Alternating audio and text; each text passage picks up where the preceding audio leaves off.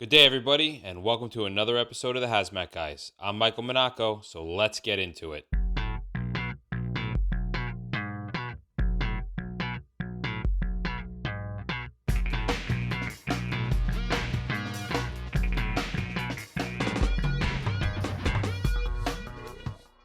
Well, welcome back, everybody, to episode 56. We are the premier podcast dealing with hazmat response for fire responders, where we give you the knowledge and insight to do our job safely and effectively. I am Bobby Salvis, and I am happy once again to be here with Michael Monaco. Hello. Yeah. Hello. Hello. I'm always happy to be here as well. Another day I wake up is another day that I'm happy. Indeed. On the green side of the grass is always a good day. Yes, I don't want to go looking at roots anytime soon. I'm happy up here. That's good. Oh, man. Hey, listen, guys, want to try to support the show. Love the show. Love everything that we're doing. Go ahead and buy a shirt. Buy a mug. Buy us a beer. Buy us a beer. Show some swag. Yeah, you can do it on the hazmatguys.com. On the right side, you can get the click on the PayPal donation button and do your little thing, whatever you think is it's worth. Probably nothing. Probably nothing. Yeah, people are expecting this stuff for free. They're like, "You guys suck." I know, but I don't even want to drink out of your mug. I buy your mug and scratch the logo off. Actually, the mug is actually pretty good, from what I understand. I know my wife loves the mug. I don't drink coffee myself, but she is such a fan of the mug that she will clean it out and make sure it's ready in the morning before she wakes up. So definitely a good mug. That's a good girl. She's amazing. She is a good girl. And now we're kind of sitting here in the middle of all these law and order episodes. So Yes. What do we got coming up? Well, we have at the time of this recording, we are going to be putting out this week an interview with Bob Metcalf, who's a meteorologist, about weather for hazardous materials. And then we have, I'm going to let the cat out of the bag, Dr. Dennis O'Neill, who is the Deputy Director of the United States Fire Administration. The guy is very cool, and he brought a lot of light to a lot of things that is happening and is going to be happening under his regime. Yeah, we got a kind of a little insight into his past, his history, and where he wants to take the whole fire academy. It was definitely a very interesting interview.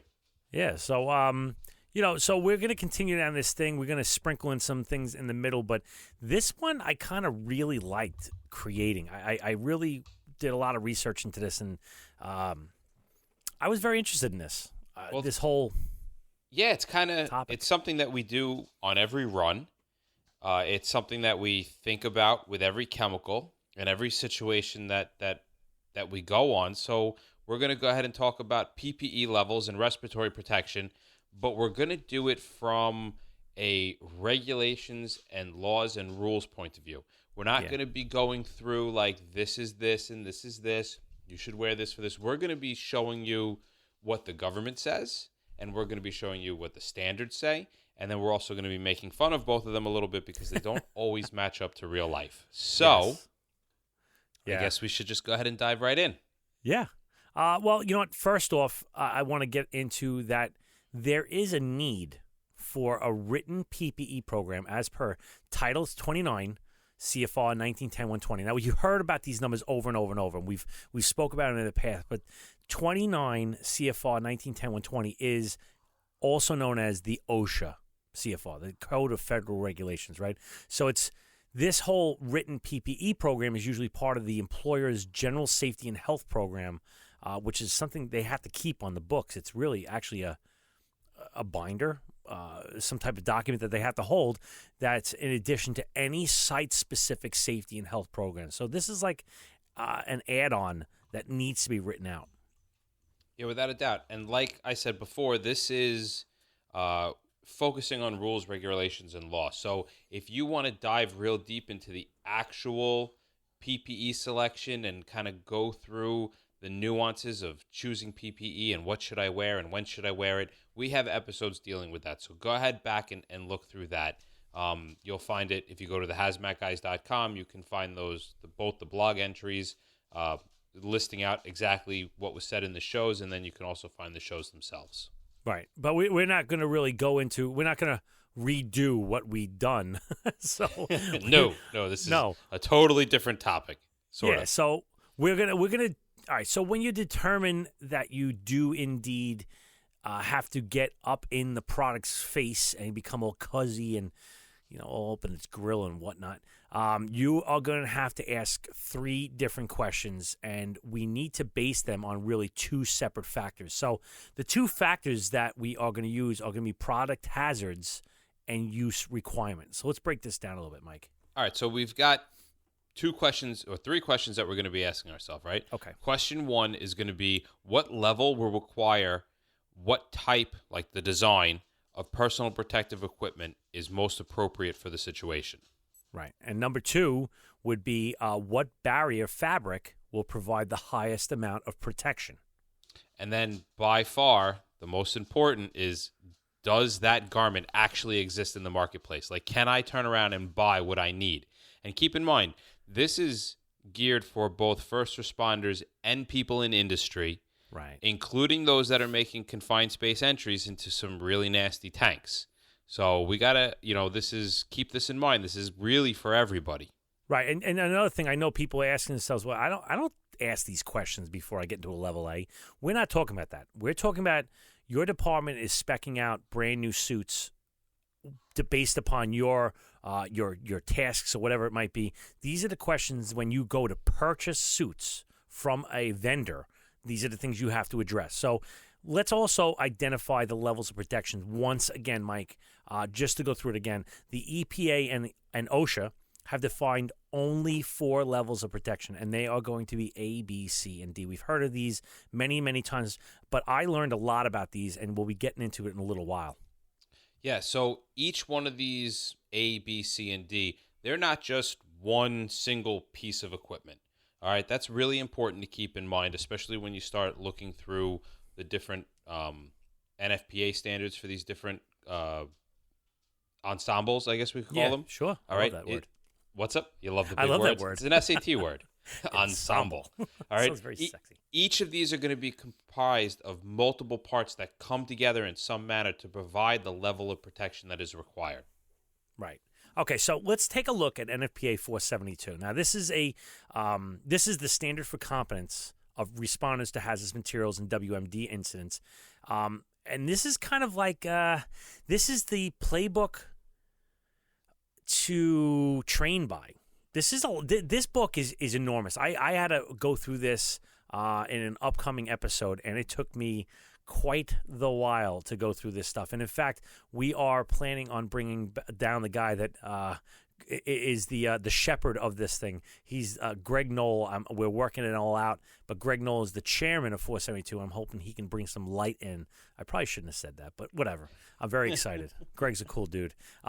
So we're going to break these 4 levels down a little bit. Mike, what are they? All right, well, it seems like something that's pretty basic. I mean, we really did just kind of say what they were, right? A, B, C, and D. I guess so. All right. So actually, some of the levels are broken down into types.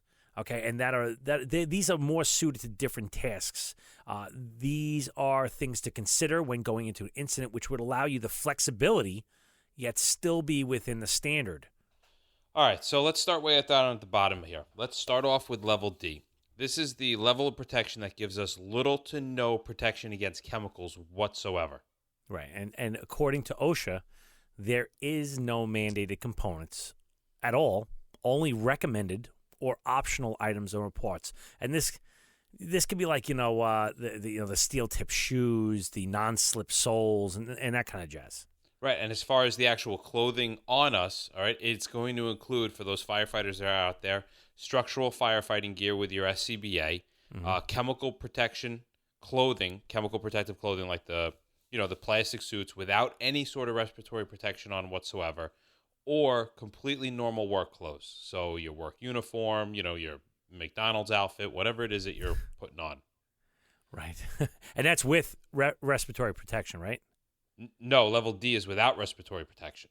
No, even normal work clothing with respiratory protection. Oh, yes. Work clothing with respiratory protection, right.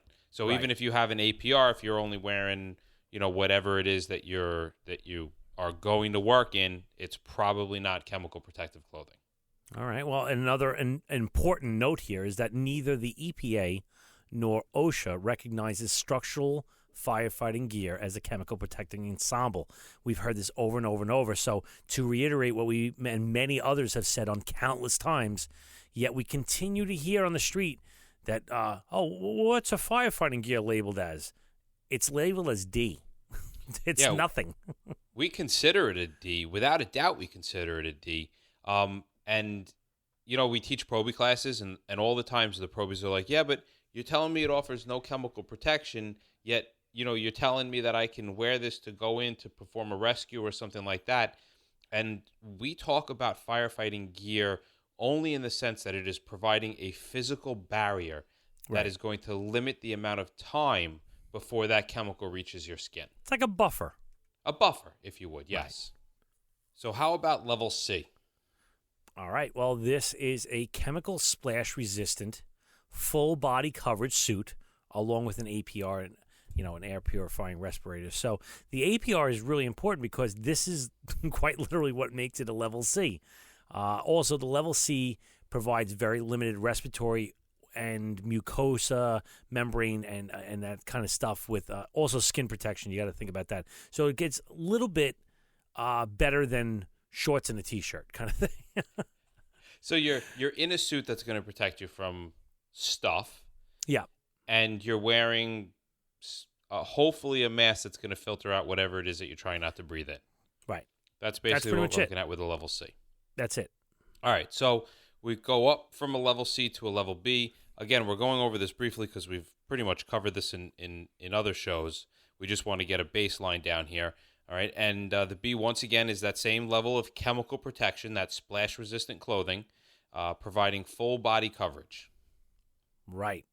And now we are using an SCBA, a supplied air breathing apparatus with, actually, I said that wrong. Supplied air. Oh, wait, I'm sorry. I read that wrong. I apologize. Now we're using either SCBA or supplied air, like a hose. Right. Or we can even use some type of apparatus with an escape bottle, which we typically call a pony bottle, to protect the airways. And we're going to get into that. This, guys, is really where I really started picking up some stuff in here. I didn't know about this. Level B and level A is really broken down a little bit here. This is really interesting. Right. So let's not forget, level B is going to provide the maximum amount of mucosa membrane and respiratory protection, yet it's going to be limited to the skin because, remember, we're only talking about splash protection. Right. And also level B is the minimum level of protection for an initial entry onto an uncharacterized site for emergency operations. Wait, so that's what did you say? I said that's the minimum level of protection for an initial entry onto an uncharacterized site for an emergency operation. I think you just busted one of the major myths that are out there, that you have to be in a level A for an unknown. What? What? I did not say that. Maybe what? That's what it says. That's what it says. Interesting thoughts. All right. Don't just think that level B is just a plain old level B, because once we get up to this level B range, we have all different flavors or types of ensembles that we can go to. And all these different types are recognized under standards and guidelines, so they're totally cool to use. Right. The first one is type 1. Right? A type 1 level B garments are designed to cover the worker completely.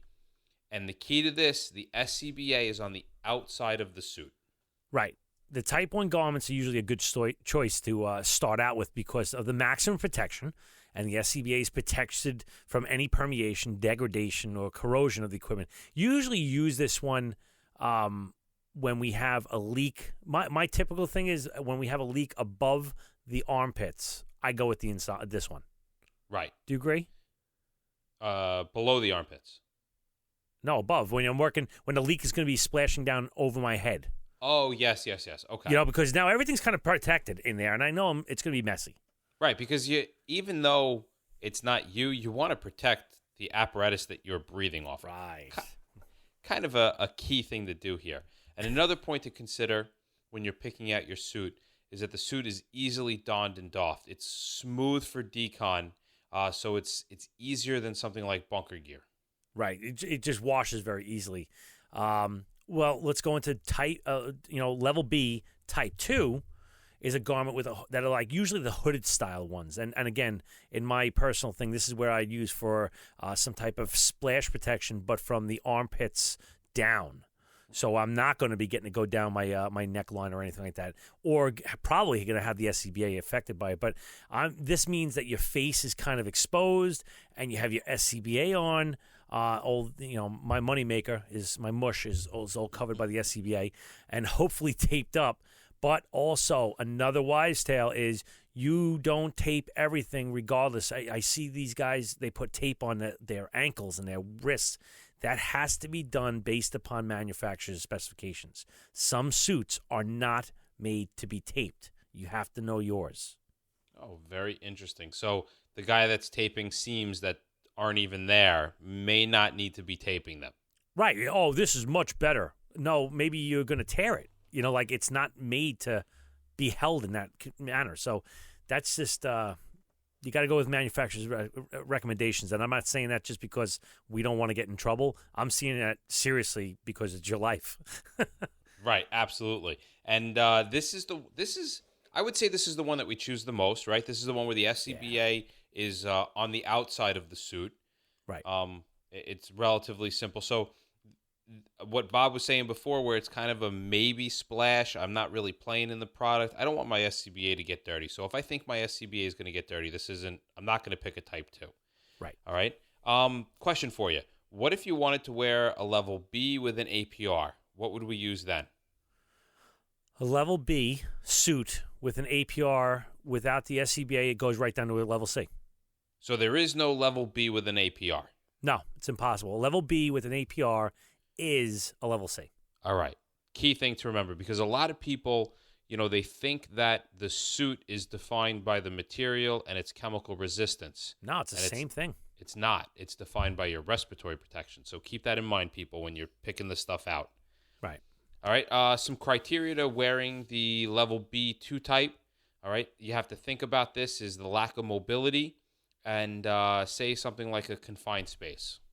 Well, all right, so explain what does a confined space have to do with anything like that? All right, well, what would be a good way to describe this? If I have a limited area that I'm working with, all right, and I have a suit in which I can take my mask off, I can reduce and limit my profile. And also right. if my suit is on the outside, it makes it a little bit easier to be moving myself around, and if I get in positions that I'm going to get stuck in, it's like being in firefighting gear and having to get through a tight space. I can take it off. I can do a slim profile. I can do a quick release. I have all those options available to me with the level B type 2. Right. Okay. So let's talk about some of the problems with this type suit. One thing is it takes a little longer to put it on and pull it off because you have to now, once you get the suit on, now you have to put the mask on or the SCBA on and all the other jazz that comes with it. Right. It's tough to decon. All right. This is why we wouldn't want to wear it if you're going to be splashing and playing in the suit. It's tough to decon, especially once that SCBA has to be decon too. You're talking nooks and crannies in the mask. You're talking areas between the mask and the suit, which a chemical can sit and relax. It's a lot of stuff. Right, and even the suit itself has a ton of crevices and like the seams and the zippers and the hood areas just around that little elastic band that goes around your face. All that has to be decontaminated. So it's kind of it's a great suit, and it's very usable. It's very friendly. However, it is a little bit more of a pain in the butt to decon. Just a little. But then we can shoot over to our Type 3 level B. Okay. All right. These are garments that are designed to be used with supplied air breathing apparatus with an escape cylinder called a pony bottle, as you mentioned before. Right. And supplied air breathing apparatus. A lot of firefighters may not know what that is. A lot of industrial guys, I bet you off the top of their head, can be like, "Oh, we got one of those." So, what is supplied air? All right, so supplied air is usually, it comes off of either compressed air cylinders, just like the SCBAs that we use, but they have almost like a manifold where they're unlimited, where you can switch back and forth between A and B. I've also seen them with a compressor setup where they will use a mini little compressor that will filter and then shoot it down the hose towards you. So It's a very handy thing. I've been on it many a time, and it's very nice. But the key to this thing is because what happens is some jerk like myself goes and stands on your hose, and we've all seen this. You're like, I can't that's breathe my no more. rescue. Right. So that's why we have to wear this little pony bottle. And typically the pony bottles that are out there on the streets are about 10 to maybe 15 minutes. They're mini little cylinders. They look like oxygen cylinders, like the medical oxygen cylinders we walk, that grandma carries around with us. It's a little, what do you think, maybe 18 inches long by 5 or 6 inches wide cylinder. So you put this pony bottle, it can be either inside or outside the garment, though I don't know, honestly, I don't know how you'd put it on the inside of the garment because it has to be somewhere. I don't know. Right, yeah. They say you could do the it. ones that are confined space, they generally kind of sit on your hip. You'd have to have a suit big enough to really... Yeah. I don't know. All right. It basically gives you an unlimited amount of airtime. So you get all the benefits of an SCBA as far as your protection, and you get the benefit of unlimited breathing of an APR. The only thing that limits you now is your own stamina. Right. And listen, that's the real deal. I mean, with weather and physical ability, smoking, and all the other jazz, it can really affect it. So let's talk a little bit about the problems of this Type 3, because you can wear this for an extended amount of time. Like we just said, heat stress is going to build. You're in a little package, I don't know, a little plastic bag, and it's what we used to do when we were in wrestling. When we were in high school, we used to wear those little rain suits, and this is it on a big boy scale, though. It's not good. Yeah, you have 3 ounces of sweat in each feet by the time you're done. It can be this crazy. Thing's got a leak. No, it doesn't. One of the things that is a drawback to the air cart is that by NIOSH standards, you can't go more than 300 feet away from that cart on supplied air. Yeah. You can't have more than 300 feet of hose coming off that going to you. So it's if you've got a far distance to travel, it is extremely limiting. Great for confined space. Oh, yeah. It works great. But there are all reasons, and we're not going to get into the reasons why you can't go more than 300 feet, but maybe for another show. It also acts like a super leash, and when you work with a few members and you're in a confined space, this really screws things up and gives you lots of knots. Imagine if you were, you go to the left and he goes to the right, and then he goes to the left and I go to the right. We're just literally screwing these we're making knots of hoses, and they have to be undone before we come out. Imagine if we were intertwined and then an emergency happens where I have to leave now. Yeah. Can we do that? So it's a consideration. Yeah, or one guy goes down and now you're stuck in that spot because he can't come out unless you come out, and vice versa. It's craziness. So right. Well, that wraps up another episode of the Hazmat Guys. Thanks for taking a little bit of your day to listen to us and hopefully make your job a little bit easier. You can find us on Facebook, Twitter at the Hazmat Guys, and please take a moment and go to iTunes and put in a review, or better yet, spread the word to a friend about us. Have them turn them on to us. That is really probably the best thing that you can do. And if you have any kind of comments or situations, please give us a ring, 843-6 the MAT. That is 843-628-1484. And if you don't know this already, we are recording the show live and producing an unedited version of this show every week on YouTube. So if you want to get notified when the show is starting or whatever it is, go and find us on YouTube on our channel, which is the Hazmat Guys, and you will be notified when the show starts. If that's, of course, if you want that. If you want to sit here and watch us. I mean, we have beautiful faces, so why wouldn't anyone want to watch us? All right, we're always looking for your feedback about any kind of information, or let's say you were on an interesting run or an incident that you were a part of that you want to archive and share and have everybody kind of know about, even if you screwed up. Maybe you did a great job. Maybe you're a hero. Maybe you're a zero. No matter what happened, we can always learn from you. So please put it out there and start spreading this out. If you want to do that, send us a note at feedback@thehazmatguys.com. Remember, guys, don't just get on the job. Get into the job.